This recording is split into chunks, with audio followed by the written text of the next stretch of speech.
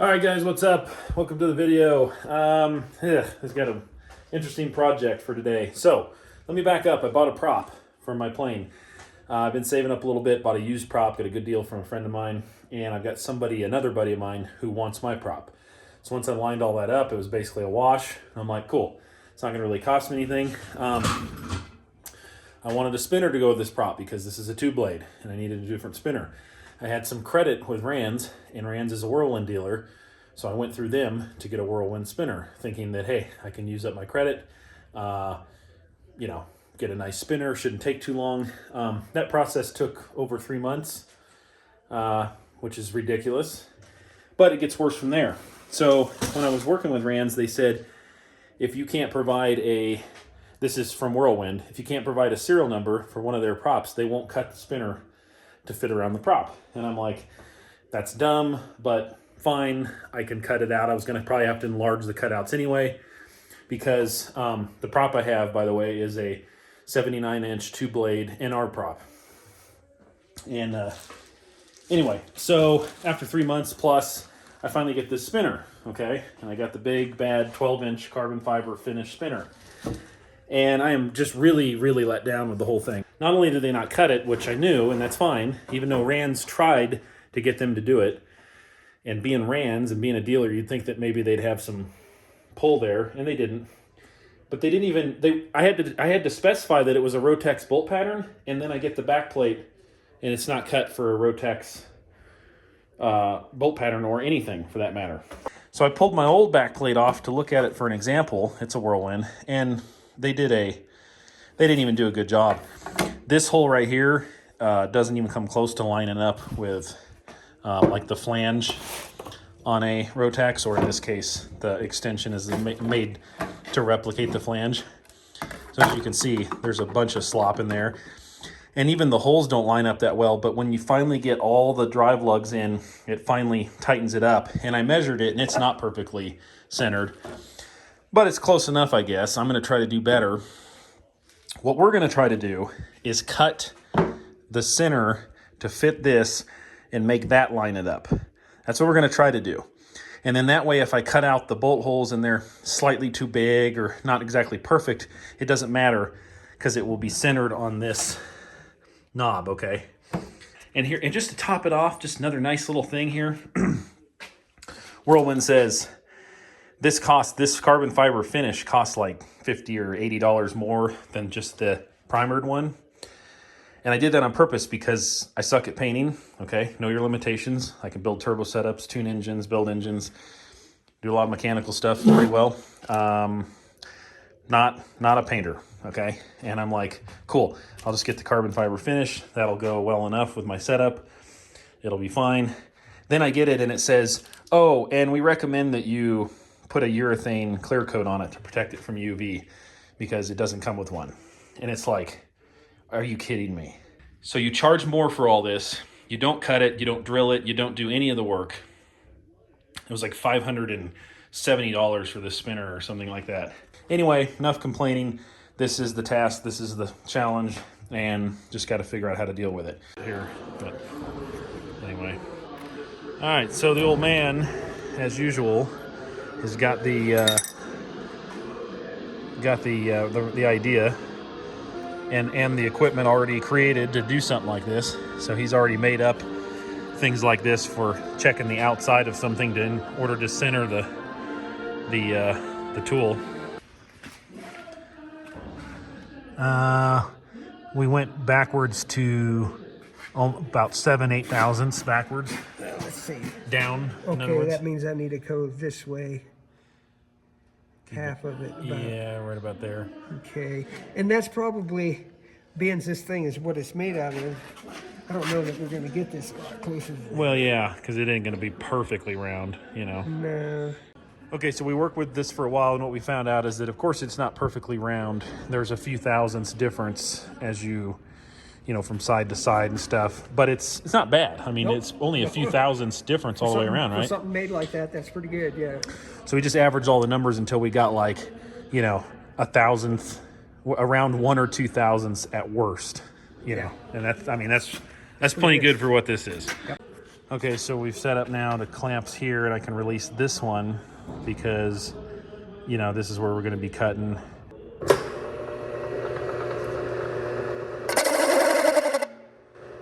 got a little more carried away than I intended.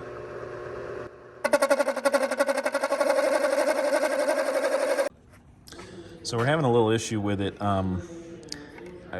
You can't see it, but the carbon fiber is flexing a little bit, and so the tool is not, and it's not going to be perfectly flat or anything, so it's not running around there perfectly evenly. And what's going to happen is when we start to penetrate through, it might penetrate through on one spot and not another, and then it could grab the whole thing and tear it off the table. We're obviously not holding it all that well because we don't want to, you know, smash anything or wreck anything. So we're going to have to work from the inside out, in other words, and take smaller bites in order to not chance grabbing and tearing it off the table. So we had to change position on the cutting tool here, but we've made some progress. It's actually gone fairly quick. That outside ring is not the actual size, but that's just gets us close. So we got to stop and start paying attention from there on through. All right, there it is. Got a nice, good, snug fit. We just snuck up on it there at the end until it would go on. And, you know, there's no side-to-side play, so that should keep it real centered. So this tool will fit down through here where the drive lugs go, and it will have a good fit, you know, like a couple thousandths of clearance at most, or just enough I can get it in by hand. And this is cut right out to a sharp taper at the edge. And then what I'll be able to do is put that tool in there and scribe marks on all these holes on that back plate. And then I can drill them close. I don't have the right size drill bit. It's a 33/64 drill bit for these spacers. But when you drill something, it's always oversized and it'll never be centered quite right. And it just doesn't come out very good trying to do something like this. It's precision. So I'll drill them out close and then take a little grinding stone, you know, like a little burr tool, and just finish them off by hand, grind them out. That's the plan anyway. We'll see how that works. Okay, so here's the tool. It fits in there real good. It's no slop. Just get it in by hands, and so we'll go see if it'll make us a nice mark here. Okay, so there it is. I made a scribe mark there on the first one. I'll probably get one done. That way I can drop a drive lug through it or something just to keep this from potentially turning when I mark them all. All right, so you can see I center punched that, and I tried to drill that, you know, pretty much in the center, and you can see how bad it ended up being as I drilled it out. So that's why, you know, putting a mark on it so that you can do it by hand really is important, especially if you were trying to center it by these. All right, so it came out pretty good. Pretty good fit. Could be slightly tighter. It's got a little bit of wobble to it, but doesn't really have any side-to-side play. So, okay, there we go. So everything's marked. Just got to grind them out now, drill them and grind them out. And okay, there it is. It's got a good fitment. It goes on any direction. I checked it. You can put it on any direction. So I'd say everything lined up pretty well. So that's good. Can move forward now with the next step. All right, so we rigged up something so we can test it and see how true it runs. And so as far as getting our hole centered, looks like we did pretty good. Because it definitely is running, not running out of round, so that's cool. Okay, so what we're doing right now is trying to mark everything out. And we're using the lathe because it's got markers all the way around it and an indicator. And we got it squared up to one of those. And then we've created a mark for where the blades go, here and over here. And then we've set aside approximately the right amount of like dead zone where we won't put any nut plates in to hold the spinner on because the blades come through here and it'll be cut out. And then we've picked a spot, you know, where we're gonna put nut plates. And by using these marks, we're able to duplicate that. And we'll go to the other side and duplicate it. And then we have the 90 degree off the blades we have marked. And that'll be the center one. So we're gonna do 5. In other words, there'll be one here, one in the center, one on the other side, and then one in the middle of each of those, which we haven't measured out yet. Okay, so we got all our marks measured out and put in this way. Then we measured where we want the holes to be drilled. and marked them all the other direction, so they'll be all the same, in other words. So everything is marked. Okay, so I just spent some time working on a few things here. I refaced this thing so it's nice and perfectly flat on both sides, and then I drilled and tapped that center right there. And the reason I did that is to help get it apart. What happens with these spacers is when you go to take everything apart, if it's all bound up on the drive lugs, which is common, everybody beats on the face right here and it mushrooms these out. Now you can thread a bolt in it and beat on the bolt or pull on it or do whatever you're trying to do, and you don't destroy the spacer so much. Because in order to do all this, I need to put this together temporarily and put it in the lathe and spin it, so that when I drill the holes and actually mount the spinner to the back plate, I want to try to get it to run as true as possible, of course. Okay, so the challenging part here is, of course, the holes I had to mark and drill are on the inside now, and you can't see them. And when you set this spinner on the back plate, it won't sit down all the way. You push it down flush and then it comes back up. So it doesn't fit that taper. You can see there's a gap. Okay, so we managed to get this to lay down flush. It was a pain. And hold it, and then I drilled them from the inside with this angle drill. Put a couple of screws in. Happened to drill it just right to where those screws threaded in really tight. So that's good, because I got to take it apart, put the hub and the spacer in and all that, so I'm able to put it in the lathe, and then I can put some screws back in it without even putting nuts or anything, and then we can run it and just see if we even got close on how true it runs, because we're basing it off of these two things being, pretty well lined up flush, and it's hard to say if that's even right or not. Okay, so here's the temporary setup. Where I tapped that spacer, it also worked as an easy way to just put when I pressed all this together, there's quite a lot of tension on it. Probably it'd work fine to hold it together to spin it, but with this bolt and just some junk we threw in here, that clamps everything together good, make sure it won't come apart. Now I can put the spinner on and put a couple of those screws in it, and we can go run it in the lathe.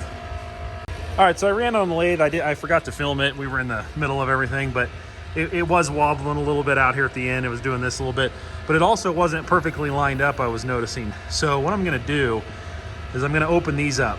I drilled it small, and that's why those screws actually threaded through the carbon fiber.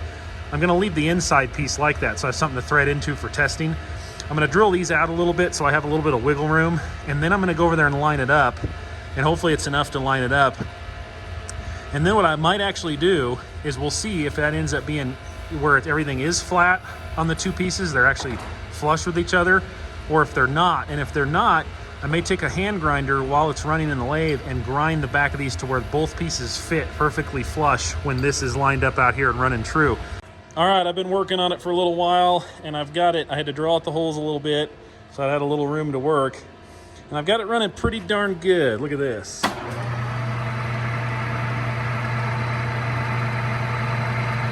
Yeah, not bad for just, I couldn't find the actual dial that goes on the end of this, so I was just holding it close and eyeballing it, but was able to bring it in pretty close. All right, so what I'm doing here is I drilled 4 alignment holes across from each other on this thing. There's smaller holes in between some of the bolts where it won't be overly noticeable, and I'm machining down some bolts, and I'm going to make them a real nice, snug, good fit in those holes.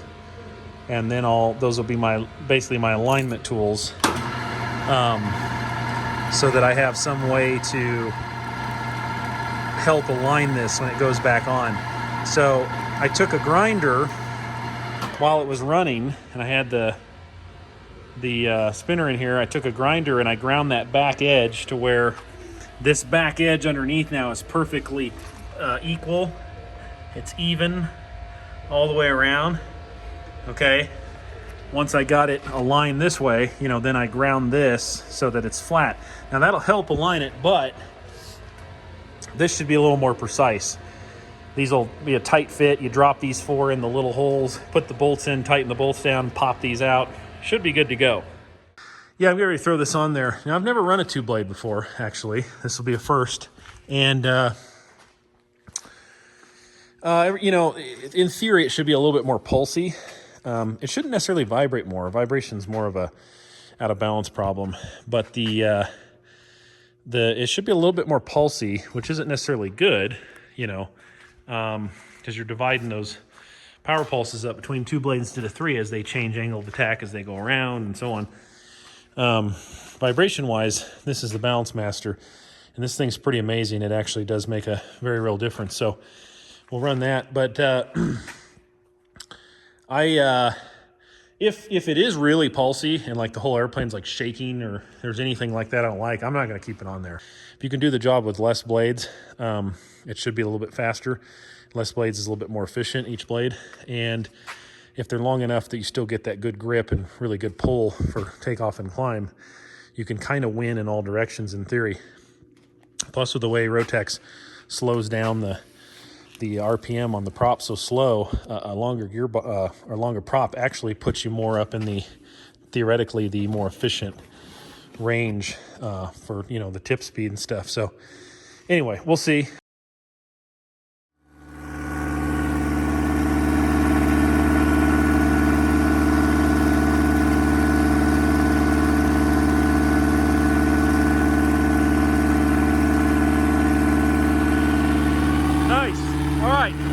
Boy, it felt really smooth on startup. And just a little bit, I sat and let it idle there for a little bit. Feels really good. It's tracking really straight. The spinner is running really true. It's not going, you know, going up and down as it's spinning. I mean, I don't have the spinner, but the back plate, I mean. So yeah, that's looking really good. So I'm gonna let it warm up and then I'll check the prop pitch because I just kind of had to guess. So I'll just kind of ease into it and see how close I am. I'm probably way off. Wow, it is super smooth. I can't believe it. It actually feels smoother than the Whirlwind. That's crazy. Look at that, this idles right down. It's super smooth, man. It's like actually ridiculous how smooth that is. This is definitely awesome. But I need to add way more pitch. I only got to 31 inches instead of like 40. So, all right, that's fine. Okay, so I'm holding the camera approximately at the angle of like the prop shaft. And like if I come over here, it's, you know, you can see I got a lot of pitch in this thing already. And that wasn't even close. I hit about 5,800, just under 5,800, about 31 point something inches, just over 31. So I think that means I need to add approximately, you know, I need to reduce the RPM by 400 or 500 RPM at least. You know, it's generally going to be a little higher in the air than what you get statically. I mean, usually quite a bit, you know, when you're at speed. And I need to be able to get up to about 40 inches without exceeding the red line. All right, so I ended up actually changing the pitch 4 times. After the 3rd time, it was still just a little bit, I needed just a little bit more pitch. So I went back in, added another 0.3 of a degree, and I got it right where I want it. And I have it down to the exact same 0.1 of a degree on both sides. And then I went and flew it for about 45 minutes or so and checked again, and they're still dead on down to, like I say, 0.1. That's as fine as my measuring tool goes. Okay, so I cut the spinner out and I tried to do a good job on making them as even as possible. And then I went and weighed it side to side with a pretty sensitive scale, and I got the same amount of ounces and whatever, grams or whatever it is. So I guess, you know, I cut out a pretty even amount of material from both sides. All right, there's the alignment tool. Those are working out pretty good. Got them poked in there, and it looks like, you know, it's back, that back edge is flush like it should be after I ground it like that. And yeah, I think those are gonna work. I won't know until I run it, of course, but at least I'll put it together with those in there and see what we got. But man, it's looking good. All right, look how true that spinner's running out there at the end. That's awesome. That's the best one I've ever had. But it's also good because it means my alignment pins work, and if I have to remove it, it's easy to put back now as long as I have those. Before, I had to get a dial indicator on the old spinner, and it still didn't run that good. So, man, that's good. I'm gonna go test fly it, make sure everything's still nice and smooth, and now I'll be able to check speed with the cowl and the spinner on. So, we already know it climbs like crazy. Let's check the other end. So I'm testing a couple of different power settings for cruise, kind of a low, medium, and high power setting, anywhere from like 26 to 29 or so inches. And my indicated airspeed, the digital airspeed there, it reads low on both my airspeed indicators, approximately 4 or 5 miles an hour lower than what's accurate. And of course you can see the ground speed's pretty high, but I am at altitude and probably had a little bit of wind helping. But anyway, great speeds. I'm just basing those numbers versus the old prop, and it picked up several mile an hour, and it's actually pitched a little bit finer. The old prop at this power setting, I climbed out at like 5,700, 5,740, something like that. This one I'm just under 5,800 on climb out, so it's pitched slightly finer, and yet I still picked up, probably 3 to 5 miles an hour or something like that. So that's great.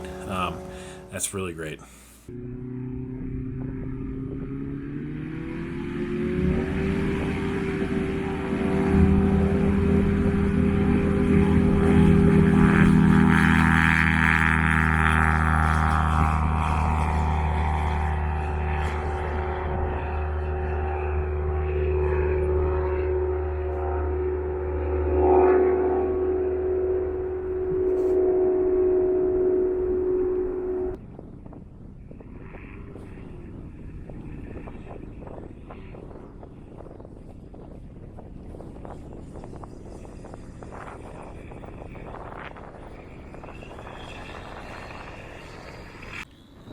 Alright guys, final thoughts. That was quite a project. It was a little more than I hoped for, but it ended up being fun and it came out good.